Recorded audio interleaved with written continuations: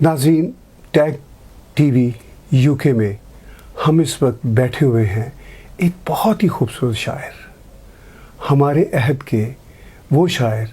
जब हम उनको पढ़ते सुनते हैं तो हमें याद आती है उस लेगेसी की जो हबीब जालिब, फैज़ साहब, अहमद फराज, मगर रंग इनका अपना है और ये अपने अंदाज में जो हमारे कंटेम्प्रेरी इश्यूज़ हैं उस पर इंतहाई शायराना अंदाज में मगर बहुत ही साफ बयानिया के साथ अपनी बात कर रहे हैं। मैं खुश आमदीद कहता हूँ आतिफ तौकीर भाई को। शुक्रिया। आपको जब भी हमने सुना, चाहे हम कनाडा में हों, अमेरिका में हों, दुनिया के किसी हिस्से में हो, इस ग्लोबल विलेज में, तो उर्दू के कारी होने के नाते हमें एहसास होता है कि वो जो लेगेसी है उसको लेकर आगे जाने वाला एक शायर है अपने अंदाज में, अपने इंतहाई भरपूर तख्लीकी आहंग के साथ। मुनीर नियाज़ी ने कहीं कहा है कि कोई वारिस ज़रूर होता है, तख्त खाली रहा नहीं करते। वो जो कैफियत है आपको सुनने की, आपको खुद उसका अंदाज़ा है कि आप उस लेगेसी का कितना अहम किरदार है? मैं दो चीज़ें बताऊँ यहाँ पर। एक तो बड़ी सच्ची बात, और वो ये है कि मुझे मेरा हमेशा से ख्वाहिश रही है, कोशिश रही है, इंटेंशन भी रही है कि मैं रोमानवी लिखूँ। मज़ाहमती अदब मेरे ख़्याल में मैंने कभी नहीं चाहा कि मैं लिखूँ, और मैं हमेशा चाहता रहूँ कि इससे दूरी रह जाए। लेकिन हम जिस दुनिया में रह रहे हैं इस वक्त, अगर उस दुनिया में, क्योंकि कोई भी लिखारी हो या मुसन्निफ़ हो या शायर हो, वो माहौल से कट के नहीं रह सकता। तो ये पहली बात तो ये कि बड़ी खौफनाक हद तक इस वक्त सूरत हाल बिगड़ चुकी है, और ऐसे मौके पर अगर हम आज की दुरुस्त तारीख़ नहीं लिखते तो ये बड़ी ज़्यादती होगी। तो मैं मजबूरी, यकीन कीजिए, मैं बड़ी मजबूरी में मुझे इस तरफ जो है वो आना पड़ा। लेकिन ज़ाहिर है शायरी क्योंकि इंटेंशन उसमें नहीं होती, डेलिब्रेशन नहीं होती, तो जैसा माहौल होता है वैसे ही आपको अदब दिखाई देने लगता है। फ़र्क सिर्फ ये है कि जो फैज़ साहब या जालिब या फराज का दौर था, उस दौर में मज़ाहमत करने वाले शोरा को आप हीरो समझा करते थे। वो आमिरों के, वो इस्टेब्लिशमेंट के तो बागी होते थे, गद्दार भी होते थे, लेकिन वो कौम के हीरो होते थे। हम आज जिस ऐद में हैं वहाँ पर शायद इसीलिए ऐसी आवाज़ें उठ ही नहीं सकती, खौफ ज़दा हैं। खौफ इस कदर फैल गया है कि आज जो कौम की लड़ाई लड़ रहा है, जो हुकूक की लड़ाई लड़ रहा है, जो इंसानों की बात कर रहा है, जो गुर्बत के ख़िलाफ़ बात कर रहा है, वो विलन भी है। वो अशराफिया का भी बागी है, अशराफिया का भी गद्दार है, और वो आवाम की तरफ से भी उसे वो चौके मिलते हैं। लेकिन इसलिए मैं कहता हूँ कि जालिब साहब या फराज साहब या फैज़ साहब वो बड़े अच्छे दौर के लोग थे, और उस दौर के आमिर भी कोई तहजीब याफ्ता थे। अब जो हालत है ये तो एक ऐसी घुटन है अब कि यहाँ पर जो शायद कुछ लिखना चाहते भी हों, शायद मुझसे बहुत अच्छा लिखने वाले भी हों, लेकिन उनमें हिम्मत ही नहीं पड़ेगी कि वो इस खौफ से बाहर निकल सकें और कह सकें। आपने बात की कि आप वो जो नाजुक कैफियतें हैं, वो जो एहसासात हैं, उनकी शायरी करना चाहते थे, मगर माहौल कुछ ऐसा है कि वो जो कैफियत हैं आपकी शायरी में, वो कैफियत वही हैं, उसमें एक मज़ाहमती रंग जो है वो मैं अब इसके लिए मेरे ख्याल में सबसे बेहतर होगा मैं वो एक नज़्म सुना दूँ आपको। इसका नाम है शिकायत, क्योंकि ये और ये कैफियत और थीम बहुत पुरानी है। बात यह है कि जो भी मज़ाहमती अदब तख्लीक कर रहे होते हैं शोरा, उनको उनकी महबूबाओं की तरफ से एक शिकायत उनसे ज़रूर की जाती है, और वो ये कि आप रोमानवी क्यों नहीं लिखते, मुझसे पहली सी मोहब्बत मेरे महबूब न मांग, इसी कैफियत का बयानिया है। मैं वो एक नज़्म है, इसका नाम है शिकायत। बिस्मिल्लाह। तेरी बाहों में भी आता है ख्याल दुनिया, तेरी बाहों में भी आता है ख्याल दुनिया, तेरी आंखों में भी वहशत का जुनून दिखता है। तेरी बाहों में भी आता है ख्याल दुनिया, तेरी आंखों में भी वहशत का जुनून दिखता है, तेरे पहलू की हरारत में भी कोहरे का गुमा, तेरी आगोश के साए में भी गम बिकता है। तेरे होंठों की जवां खेज सहर अपनी जगह, मेरे माथे की शिकन धूप से आलूदा है। تیرے بہکے ہوئے ہاتھوں کی ڈگر اپنی جگہ، پر میرا ذہن کسی سوچ سے آسودہ ہے۔ تیرے آنچل کی ہواؤں میں بھی دم گھٹتا ہے، تیری پلکوں پہ اگے ملتے ہیں دریا جانا۔ تیرے آنچل کی ہواؤں میں بھی دم گھٹتا ہے، تیری پلکوں پہ اگے ملتے ہیں دریا جانا۔ تیری زلفوں کی گھٹا تازہ و شاداب سہی، پر میرے سانس اٹھا لاتے ہیں صحرا جانا۔ کریاؤ کوچاؤ بازار میں معصوم بدن، پیٹ کی آگ بدن ہی سے بجھانے نکلے۔ کریاؤ کوچاؤ بازار میں معصوم بدن، پیٹ کی آگ بدن ہی سے بجھانے نکلے۔ مذہب و رسم و ثقافت کے جنوں سے لرزاں، سرخ آنکھوں میں لیے شب کے فسانے نکلے۔ جلتے کٹتے ہوئے اجسام کی بو ایسی ہے، تیری مہکی ہوئی قربت کے فسوں سے آگے۔ تجھ کو دیکھوں پہ کہیں اور نکل جاتا ہوں، تیرے ہونے سے پرے اپنے جنوں سے آگے۔ بانج طاقوں سے ہواؤں کا گزر ہوتا ہے، اور سرے راہ گزر سارے دیے رکھے ہیں۔ بانج طاقوں سے ہواؤں کا گزر ہوتا ہے، اور سرے راہ گزر سارے دیے رکھے ہیں۔ گنبد حکم سے ہر روز صدا آندھی کی، اونگنے والے دیے لو کے لیے رکھے ہیں۔ سرمئی آنکھ میں کاجل ابھی ٹھہرے کے چلے، سرمئی آنکھ میں کاجل ابھی ٹھہرے کے چلے۔ عکس ڈالے ہیں بدل شیخ کی چالاکی نے، نشہ بڑھتا نہیں وحشت کے بڑھی جاتی ہے، جام میں جیسے ملایا ہو لہو ساقی نے۔ دہشت و خوف کے تفریق کے زنہ میں ہر نئی رت نئی تقسیم کے در کھولے گی، ہر نیا دن نئے آلام اٹھا لائے گا، ہر نیا دن نئے آلام اٹھا لائے گا، ہر نئی چپ نئی تعظیم کے در کھولے گی۔ اب میرے خواب سے شرمندہ ہیں، میں وہاں ہوں کہ جہاں صرف بغاوت ہوگی۔ اس تعفن میں تنفس کی دعا رہنے دو، ایسے ماحول میں کیا خاک محبت ہوگی۔ اس تعفن میں تنفس کی دعا رہنے دو، ایسے ماحول میں کیا خاک محبت ہوگی۔ وقفہ نیند سے جگنو ہے کنارہ دیکھو، خواب اب کے بھی فقط خواب ہی پھونکے تو گیا، لمحہ ظلم پہ بھی لفظ نہ چیخے تو گئے، اب بھی شاعر کا قلم خون نہ تھوکے تو گیا۔ کیا بات ہے، کیا بات ہے۔ منیر نیازی کو بھی میں نے کوٹ کیا، زندگی کے ایک حصے میں وہ پولیٹیکلی ایکٹیو ہو گئے کپل آف ویکس کے لیے، تو میں نے ان سے پوچھا کہ یہ کیوں کر رہے ہیں اور یہ کیسے ہوا؟ کہنے لگے شاعری کا مقصد سماج کو خوبصورت بنانا ہے، اگر شاعری نہیں بنا سکی تو میں عملی طور پر ایکٹیویزم میں آتا ہوں۔ آپ ایکٹیویزم میں اس طرح تو نہیں آئے، آپ نے شاعری کا ہی رستہ اپنایا اور وہ بات کی جو تبدیلی کی بات ہے۔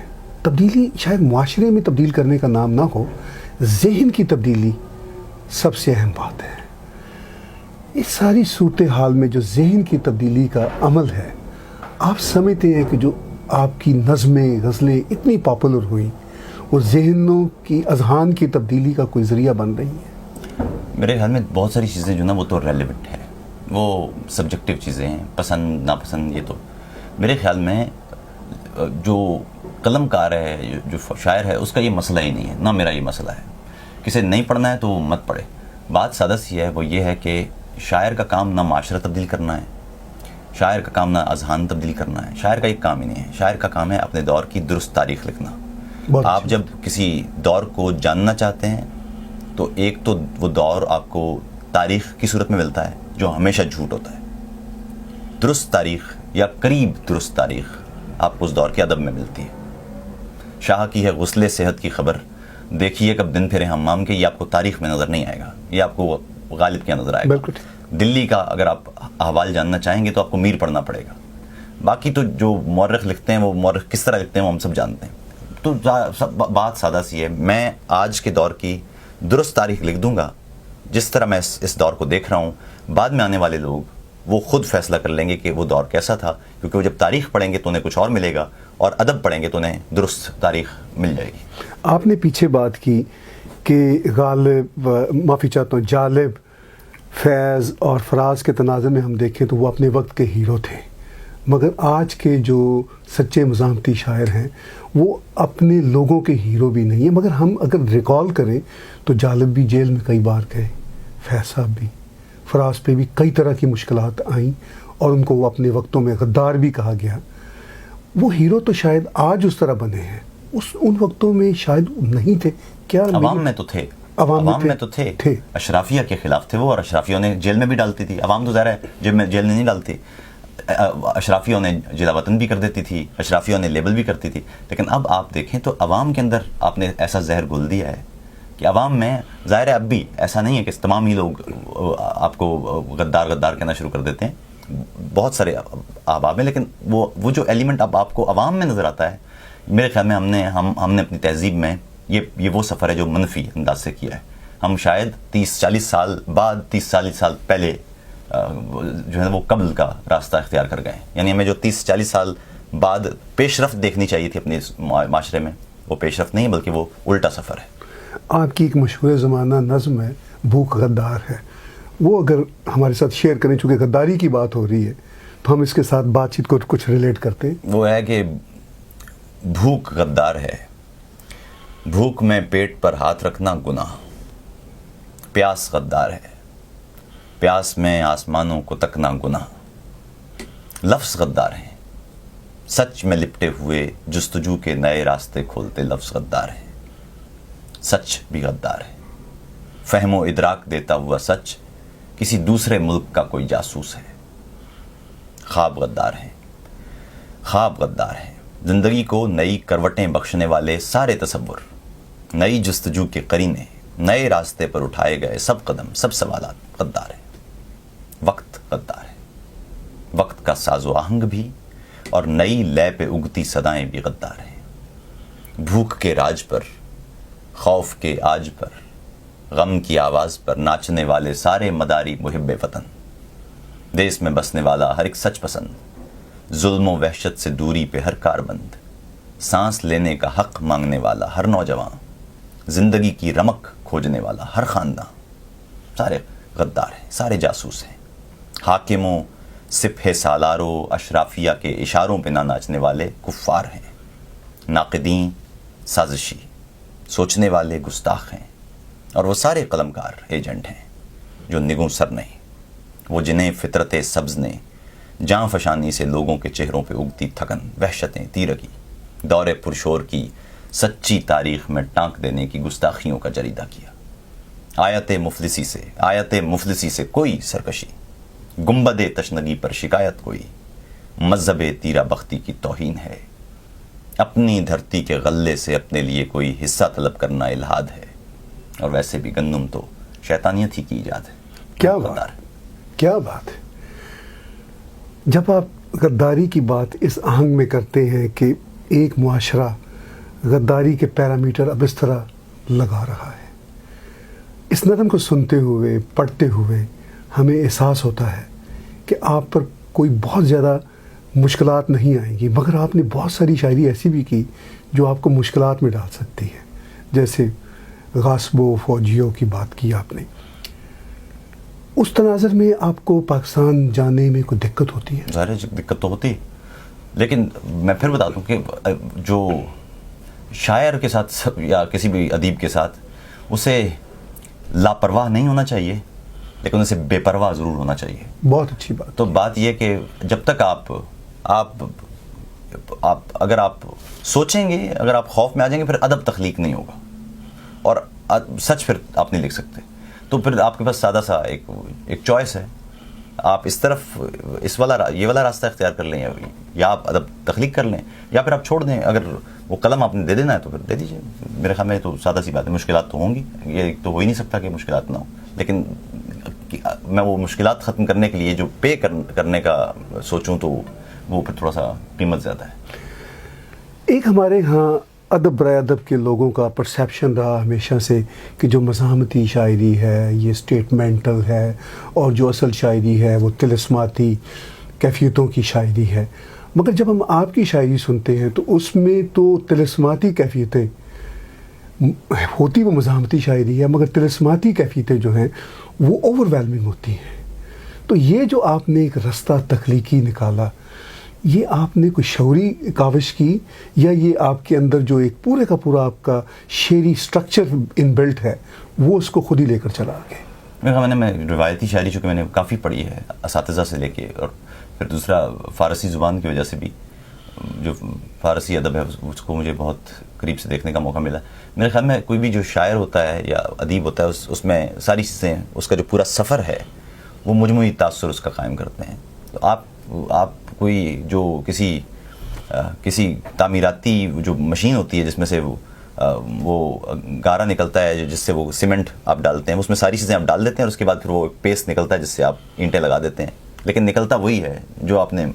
تو اسی طرح جو شاعر پڑھتا ہے اور جو اس نے پڑھا ہوتا ہے وہ سب اس میں موجود ہوتا ہے, اور پھر جب دنیا کو دیکھتا ہے اظہاریے اس کے اندر ہوتے ہیں, اور جب وہ دنیا کو دیکھتا ہے تو پھر وہ یہ آمیزش ہوتی ہے. ظاہر ہے میں ایک نئے ماحول میں ہوں, یہ ماحول فیض کے ماحول سے کافی مختلف ہے, فراز کے ماحول سے بھی مختلف ہے. اس وقت ایک کھلے عام ایک عامر آپ کے سامنے ہوتا تھا, آپ کو معلوم ہوتا تھا آپ کا دشمن کہاں ہے اور آپ اس سے بات کر لیتے تھے. لیکن اب معاملہ بالکل مختلف ہے. ہمیں یہ بھی خیال رکھنا ہوتا ہے, شاعری میں تو خیر نہیں لیکن نثر میں کم سے کم یہ خیال رکھنا ہوتا ہے کہ ہم جب کوئی بات کر رہے ہیں یہ نہ ہو کہ وہ جمہوریت کے خلاف چلی جائے, کیونکہ آپ کے سامنے چہرہ ہے جمہوریت کا اور اصل میں وہ جمہوریت کے پیچھے جو چلا رہے ہیں سارا معاملہ وہ پھر وہی ہیں. تو بڑا مشکل ہے یہ ماحول, لیکن ماحول نیا ہے. اور جو بیانیے ہیں, جو اظہاریے ہیں, اور خاص طور پہ جو روایات ہیں ہماری اردو شاعری کی, وہ ایک صدیوں کی مسافت سے آئی ہیں. تو میرے ہمیں ایک اچھا ایک مکسچر بنتا ہے, آمیزہ ہے یہ. آپ نے جمہوریت کی بات, ہاں خیر میں نے کیونکہ نون راشد کو بھی پڑھا ہے میں نے, اور انتہائی جو رومانوی شعراء ہیں میں نے وہ بھی پڑھے ہیں, اور میں نے جو فیض ہیں اور جالب اور فراز ان کو بھی پڑھا ہے. تو ظاہر ہے وہ ایک کولاج سا بن جاتا ہے, بنتا ہے, بالکل بنتا ہے. آپ نے جمہوریت کی بات کی, آج کی جمہوریت کی بات کی, جس کے سامنے بالکل آپ نے درست کہا کہ چہرہ کچھ اور ہے اور پتہ نہیں پس پردہ کچھ اور ہے. اسی تناظر میں آپ نے اپنی شعرا آفاق نظم غاصبو فوجیو میں فرمائش کروں گا کہ ضرور اس بات چیت میں بھی ہمارے ناظرین کے ساتھ شیئر کیجیے. وہ نظم 1999 میں جب ماشاء اللہ لگا تھا تب کیے, تو اس میں میرا دشمن تو بڑا واضح تھا, سامنے تھا, ایک عامر تھا. لیکن میں یہ 2013-14 کی بات ہے, وہ ایک دفعہ ہمارے ایک دوست ہیں, انہوں نے جب میں اپنی وہ کتاب جمع کر رہا تھا تو انہوں نے دیکھا, تو اور یہ تو میرے سوچ میں بھی نہیں تھا کہ ایک کاغذ پہ لکھی ہوئی تھی یہ, تو انہوں نے کہا یہ تو آپ فوراً اٹھائیں, یہ تو مجھے چاہیے یہ نظم, اور بلکہ آپ پڑھیں, میں آپ کو ریکارڈ کرتا ہوں. میں نے کہا جی کیوں؟ ان دنوں وہ پاکستان میں وہ شکریہ راحیل شریف وغیرہ چل رہا تھا معاملہ. تو یہ دکھ کی بھی بات ہے. خیر میں کئی دفعہ پہلے بھی کہہ چکا ہوں کہ کاش کہ ہماری نظمیں پرانی ہو جائیں. یہ دکھ کی بات ہے کہ 15-20 سال بعد بھی جو ایک نظم ہے وہ بالکل ویسے ہی تازہ ہو, تو اس سے اندازہ لگا لیجیے کہ آپ کا معاشرہ کس قدر جمود کا شکار ہے, کتنا سکوت ہے اس میں پروگرس کے اعتبار سے. نظم ہے کہ دل گرفتہ ہے مٹی کی تحقیر پر, کون ماتم کرے اپنی زنجیر پر. تم شہنشاہ ہو, تم شہنشاہ گر, ہم نے سر رکھ دیا خود ہی شمشیر پر. تم ہو کون و مکان, تم زمین و زماں, شہر یاراں کو دکھ ہے تو تقدیر پر. داد بھی دے رہے ہیں تمہیں مفلساں, شکریہ غاصب ہو, شکریہ فوجی ہو. یہ میرا دیس ہے جو شفق رنگ تھا, جس کے مشرق سے مغرب تلک رنگ تھا, جس کے کھیتوں کی ہریالیاں مثل تھیں, جس کے شہروں کی پہچان دھنک رنگ تھا, جس کے لوگوں کے چرچے تھے سنسار میں. ہر گلوکار و شاعر مہک رنگ تھا, اور اب ہر طرف وحشتوں کے نشان. شکریہ غاصب ہو, شکریہ فوجی ہو. تم نے بچوں کو نفرت کی تعلیم دی, دیس کو مثل زندہ کیا. تم نے مٹی میں فرقوں کی بو گوند دی, تم نے نسلوں کو ویراں کیا. تم نے بچوں کو نفرت کی تعلیم دی, دیس کو مثل زندہ کیا. اور کیسے ہو تعریف و نکھت بیاں, شکریہ غاصب ہو, شکریہ فوجی ہو. کوئی آواز اٹھے تو غدار ہے, تم کے بنگال کاٹو مگر خیر ہے. امن کی بات تشویش ہے اور خود, پیر دشمن کے چاٹو مگر خیر ہے. کوئی بولے تو سر تک اڑا دو کہ تم, سارا بولان بانٹو مگر خیر ہے. قوم ہے ناسمجھ, تم ہو فکر جہاں, شکریہ غاصب ہو, شکریہ فوجی. کیا بات ہے. میں بیچ میں جو بے ساختہ داد دینے کا عمل ہے اس کو روکے ہوئے تھا. میں چاہ رہا تھا کہ آپ کی خوبصورت نظم اور ناظرین کے بیچ میں حائل نہ ہو. آپ یہ بتائیے کہ آپ کہتے ہیں کہ آج کی صورتحال مختلف ہے, وہ لیگیسی جو فیض, حبیب جالب اور فراز کی تھی جس کے آپ امین ہیں, وہ اب اس طرح کی ہیروشپ نہیں رہی, مگر پھر بھی میں دعوے سے کہہ سکتا ہوں آپ کے چاہنے والے، آپ کو سننے والے لاکھوں شاید کروڑوں ہیں. آپ کی بات پہنچ رہی ہے. اور وہ جس تبدیلی کی میں نے بات کی، تبدیلی اصل میں تو اذہان کی تبدیلی ہے، باقی تو ریلیٹیو بات ہے. ویسے تو خیر ہر بات ہی ریلیٹیو ہے. تو آپ کو خود بھی احساس ہوتا ہے کہ ٹھیک ہے، عوام میں پرسیپشن اس طرح کا ڈال دیا کہ عوام بھی آپ جیسے فنکاروں کو غدار کہے گی، ساری نہیں مگر ایک پرسیپشن بن گیا، مائنڈ سیٹ بن گیا.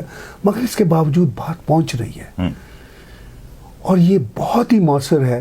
اگر آپ وہی غزل کی روایتی زبان میں روایتی باتیں کر رہے ہوتے، بے شک آپ کا انداز کتنا ہی نوکیلا اور نویکلا کیوں نہ ہوتا، وہ امپیکٹ نہ چھوڑتا. تو یہ آپ کو احساس ہوتا ہے اس بات کا؟ ہاں میرے خیال میں، کیونکہ ہماری جو خاص طور پر ہندوستان پورے کی ایک روایت ہے، وہ یہ کہ کسی نہ کسی سطح پہ جا کے ثقافت میں ظاہر ایک بڑا کنٹریبیوشن ہوتا ہے سائنس زبان کا.